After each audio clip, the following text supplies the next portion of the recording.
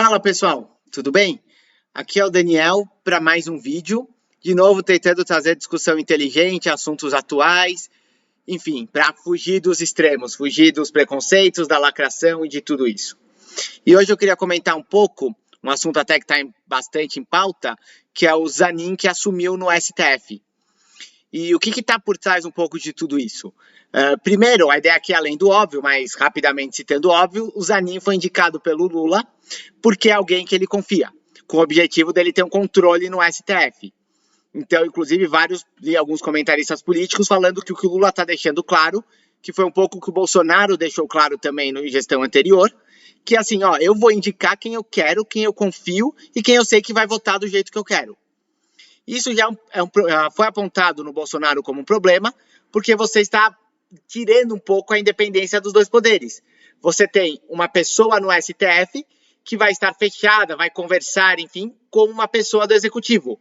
Então, assim, igual o Nunes, que foi o primeiro indicado do Bolsonaro, não votou contra o Bolsonaro em algumas questões, a última foi na suspensão dos direitos políticos do Bolsonaro, o Nunes votou a favor dele, quer dizer, contra a suspensão dos direitos, eu não imagino o Zanin votando contra o Lula em absolutamente nada, num escândalo de corrupção, em qualquer questão. Então, você começa a ter um apadrinhamento do STF, que na verdade talvez não comece.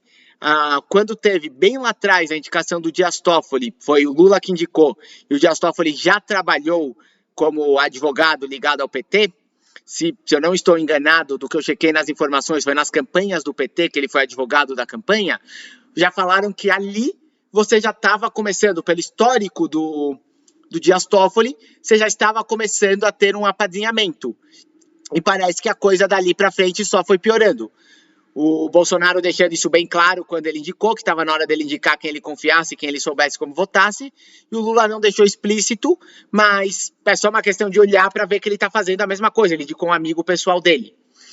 E isso é muito problemático, porque um dos problemas que a gente tem, que é muito criticado no Brasil, é a justiça.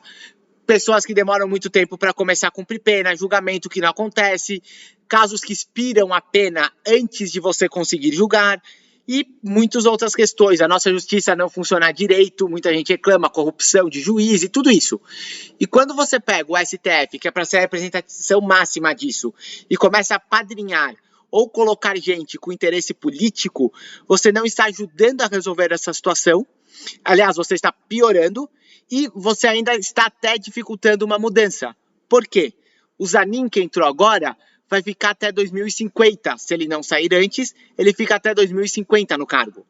Vamos supor que isso são 6 eleições presidenciais, tá? A grosso modo. Então vamos supor que daqui a 15 anos, estou jogando. Não, a gente mudou, a gente acordou, saiu dos dois extremos, fora Lula mesmo, fora Bolsonaro, chega desses extremos. Olha o STF que a gente ainda vai ter. Os novos presidentes vão ter que lidar com 10 anos de um STF que foi totalmente aparelhado e que está lá com a intenção de defender, quer dizer, e votar com pautas, enfim, políticos que talvez nem estejam mais na ativa, mas com as pautas de hoje dessa briga aqui que a gente tem de dois extremos. Então, essa indicação dele é extremamente problemática para o Brasil como um todo, porque ele está indicando quem ele quer para tentar empurrar a ideologia. Não tem um critério de competência, não tem o critério de quem pode fazer melhor para o Brasil, e a gente vai ter que engolir isso, a não ser que tenha alguma mudança na regra no caminho, até por 27 anos, até 2050. E você acaba tendo algumas situações muito ruins de ter um STF ruim. Uma que eu vou citar foi a da Boate Kiss, porque essa, não sou jurista, mas essa foi uma que eu vi muito jurista reclamando, vários argumentos, e uma que mesmo para quem não é jurista é fácil entender. Tudo bem que eu posso fazer um parênteses aqui, que tem advogado que vai defender qualquer coisa. Tem advogado que o cara vai sair atirando na rua e vai dar um jeito de tentar defender. Advogado pilantra tem para tudo. Mas, enfim, explicando o caso da Kiss. Tinha sido derrubado o Brasil, prisão em segunda instância, tinha falado que a prisão, acho que o termo é trânsito em julgado, quer dizer, só quando tiver recorrido tudo, só quando tiver acabado tudo que poderia alguém ser preso, tinha sido definido um pouco antes. E o pessoal começou a comparar isso com mídia em geral, o pessoal começou a ser feita a comparação entre isso e outros países do mundo. Foi mostrado que em outros países já existia prisão em menos instâncias, e foi mostrado também que em alguns casos famosos no Brasil, a pessoa ia ficar livre por muito tempo por causa disso. E um dos casos da época era o da Boate Kiss, que estava para ser julgado. E daí o que aconteceu? Eu procurei aqui, eu achava que tinha sido um ministro, eu achei que tinha sido outro, prefiro não citar o nome para não sair em fake news. Mas foi determinado pelo STF, após o julgamento da Boate Kiss, que no caso da Kiss ia ser sim cumprido, determinou, tô falando assim porque não é mais caneta, né? Hoje em dia é teclado. Então deu uma canetada, uma tecladada, vamos dizer assim, que no caso da Kiss ia ser sim cumprido a prisão imediatamente. Ia começar a cumprir pena imediatamente. Então, daí você tem um caso que destrói a justiça. Porque a ideia da justiça é que não pode ter exceção. E, de repente, a justiça é para todo mundo, a justiça é igual, a justiça segue o critério para todos. Você não pode chegar e falar, cara, você eu gosto, você tá livre desse crime. Você eu não gosto, você vai preso. Ou então, cara, você eu gosto, você vai só tomar uma multa. Você eu não gosto, você vai pegar 20 anos de cadeia. Não pode ter isso. E no caso da Kiss, tentaram usar uma argumentação para dizer que no caso dele era justificável que no dele você prendesse as pessoas imediatamente. E muitos juristas que eu vi reclamaram muito disso, falaram que isso não pode ter, que isso era atitude no sentido de ditadura, de Estado que não era confiável, que não tinha uma justiça confiável e assim por diante. E algumas pessoas na época fizeram análise do quê? Que ele estava determinando a Kiss, a prisão da Kiss, para tentar tirar as críticas que estavam acontecendo por terem anulado a prisão antes do fim do julgamento. A prisão em segunda instância na época. Que inclusive algumas pessoas comentaram que isso foi feito para beneficiar o Lula, para poder tirar o Lula na época da cadeia. E daí que você teve toda essa discussão e para tentar tirar um pouco as críticas, olha, mas no caso da Kiss, que está todo mundo revoltado, a gente permite.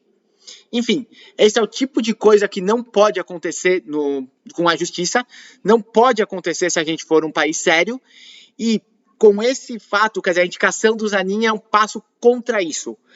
Ainda tem o fato que ele precisa começar a agir para a gente ver o que ele vai fazer, mas é muito esperado, igual no caso do Cássio Nunes.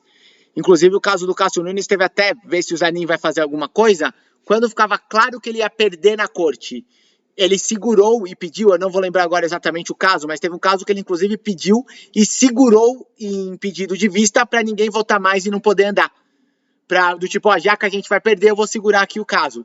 Que eu lembro que deu algumas reportagens e gerou discussão na época. Vamos ver o que o Zanin vai fazer. E quem perde com tudo isso é a gente. No geral, o povo com tudo isso perde.